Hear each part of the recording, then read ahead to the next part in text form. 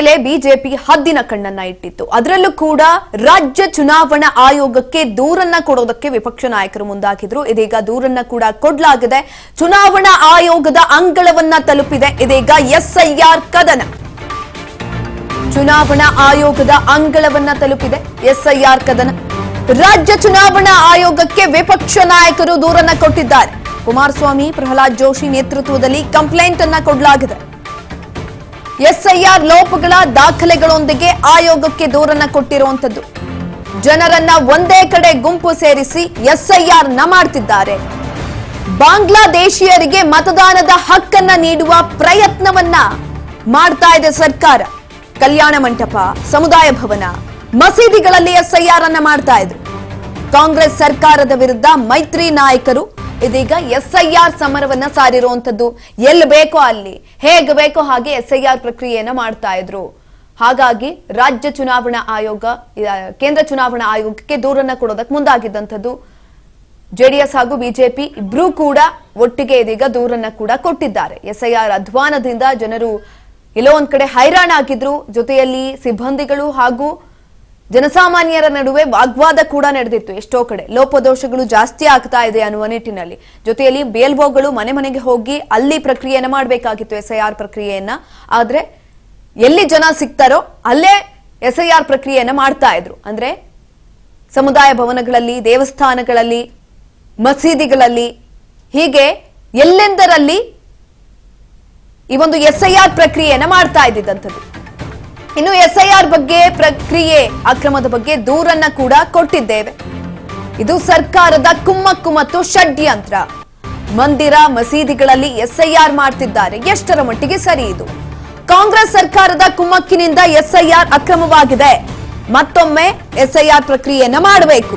ಚುನಾವಣಾಧಿಕಾರಿಗೆ ದೂರನ್ನ ನೀಡಿದ್ದಾರೆ ಎಚ್ಡಿಕೆ. ಇದೀಗ ದೂರನ್ನ ಕೊಟ್ಟು ಹೇಳಿಕೆಯನ್ನ ಕೊಟ್ಟಿರುವಂತದ್ದು ಈ ಕುರಿತಾಗಿ. ಇದು ಸರ್ಕಾರದ ಕುಮ್ಮಕ್ಕು ಮತ್ತು ಷಡ್ಯಂತ್ರ. ಸರ್ಕಾರ ನಡೆಸ್ತಾ ಇರುವಂತದ್ದು ಇದೆಲ್ಲವನ್ನು ಕೂಡ ದೂರನ್ನ ಕೊಟ್ಟ ಬಳಿಕ ಎಚ್.ಡಿ. ಕುಮಾರಸ್ವಾಮಿ ಅವರು ಇದೀಗ ಹೇಳಿಕೆಯನ್ನ ಕೊಟ್ಟಿರುವಂತದ್ದು. ಚುನಾವಣಾ ಆಯೋಗದಿಂದಲೂ ಬಹುಶಃ ಇವತ್ತು ಇಬ್ಬರನ್ನ ಡೆಪ್ಯೂಟ್ ಮಾಡಿದ್ದಾರೆ. ಇದರ ಬಗ್ಗೆ ಯಾವ ರೀತಿಯಲ್ಲಿ ಇಲ್ಲಿ ನಡೀತಾ ಇರತಕ್ಕಂಥ ಮಾಹಿತಿಗಳನ್ನು ಪಡಿತಕ್ಕಂಥದ್ದಕ್ಕೆ ಅವ್ರಿಗೆ ಅಸಿಸ್ಟ್ ಮಾಡಲಿಕ್ಕೆ. ಆದರೆ ಇವತ್ತು ಕಳೆದ 5 ದಿವಸಗಳಿಂದ ಪ್ರತಿದಿನ ಮಾಧ್ಯಮದ ಸ್ನೇಹಿತರು ಸಹ ನೀವು ಇಲ್ಲಿ ನಡೀತಾ ಇರತಕ್ಕಂಥ ಈ ಒಂದು ಪ್ರಕ್ರಿಯೆ ನಿಷ್ಪಕ್ಷಪಾತವಾಗಿ ಯಾವುದೇ ರೀತಿಯ ದೋಷವನ್ನು ಇವತ್ತು ಜಾರಿಗೆ ತರತಕ್ಕಂಥದ್ದಕ್ಕೆ ಅವಕಾಶ ಕೊಡದೇ ಇರತಕ್ಕಂಥ ರೀತಿಯಲ್ಲಿ ಇವತ್ತು ಕೆಲಸ ಆಗ್ತಿಲ್ಲ ಅಂತಕ್ಕಂಥದ್ದನ್ನು ನೀವು ಸಹ ಈಗೇನು ದಾಖಲೆ ಸಮೇತವೇ ಪ್ರತಿಬಿಂಬಿಸ್ತಾ ಇದ್ದೀರಿ. ಇವತ್ತು ಈ 5 ದಿನಗಳ ಕಾಲ ನಡೆದಿರ್ತಕ್ಕಂಥ ಹಲವಾರು ಅಕ್ರಮಗಳ ಮಾಹಿತಿಗಳನ್ನು, ದಾಖಲೆಗಳನ್ನು, ಪೆನ್ ಡ್ರೈವನ್ನು ಇವತ್ತು ಎರಡೂ ಪಕ್ಷದಲ್ಲಿ ನಾವೇನು ಕಲೆಕ್ಟ್ ಮಾಡಿದ್ದೇವೆ, ಕೊಟ್ಟಿದ್ದೇವೆ ಇವತ್ತು ಚುನಾವಣಾ ಇಲ್ಲಿಯ ಆಯುಕ್ತರಿಗೆ.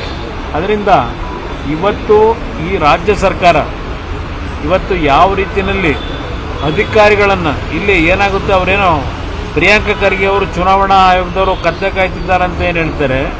ಚುನಾವಣಾ ಆಯೋಗದವರು ಯಾವ ನಿಯಮಾವಳಿಗಳನ್ನು ಈ ಒಂದು ಪ್ರಕ್ರಿಯೆಯಲ್ಲಿ ಅಳವಡಿಸ್ಕೋಬೇಕು ಅಂತಕ್ಕಂಥ ಗೈಡ್ಲೈನ್ಸ್ ಏನು ಕೊಟ್ಟಿದ್ದಾರೆ ಅದೆಲ್ಲವನ್ನು ಗಾಳಿಗೆ ತೂರಿ ಇವತ್ತು ಇಲ್ಲಿ ಇರ್ತಕ್ಕಂಥ ರಾಜ್ಯದ ಅಧಿಕಾರಿಗಳು ಯಾವ ರೀತಿಯಲ್ಲಿ ಸರ್ಕಾರದ ಒಂದು ಖುಷಿ ಪಡಿಸ್ತಕ್ಕಂಥ ರೀತಿಯಲ್ಲಿ ಅಕ್ರಮಗಳನ್ನು ನಡೆಸ್ತಾ ಇದ್ದಾರೆ.